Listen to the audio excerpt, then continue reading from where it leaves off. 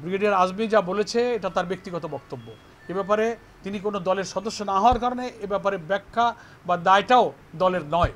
না না, এগুলো উনি স্পেসিফাই করেননি। এগুলো পত্রিকা বা কোনো মিডিয়ার বিকৃত কথা হতে পারে। ওই যা কথা বললেন এভাবে উনি আমাদের কথা বলেননি। আপনার অডিওটা, ওনার ভিডিওটা পুরো দেখবেন। ওদের বিবৃতির সব কথা সত্য নয়, সেই কারণে আমরা একটা অসত্য কথার উপরে রিয়াক্ট করতে পারি না। অনেকের মাথার খুলি বেরিয়ে গেছে, নাড়ি বুড়ি বেরিয়ে গেছে, দেহ ক্ষত বিক্ষত হয়েছে। সেই সমস্ত নিষ্ঠুর, নৃশংস, বিকৃত লাশের দৃশ্য দেখে মায়েরা যে ধৈর্য ধরেছেন, শহীদের মায়েরা এখানে দাঁড়িয়ে যে কথা বলছেন, এটা বড় আশ্চর্যের বিষয়। ফলে যা চলে যায় সে কষ্ট সেই বোঝে, আর কেউ বোঝে না।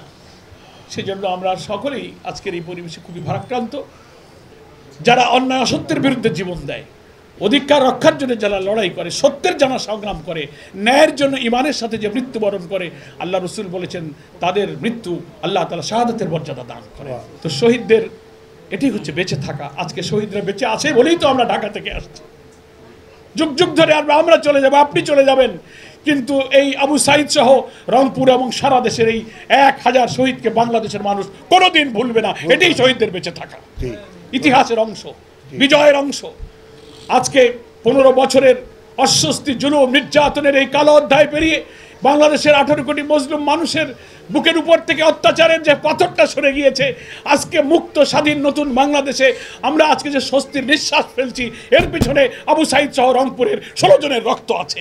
তাদের রক্তের উপরে দাঁড়িয়ে আমরা স্বস্তির নিঃশ্বাস ফেলছি। এটাই তো শহীদদের মর্যাদা, এটাই তো শহীদদের গর্ব।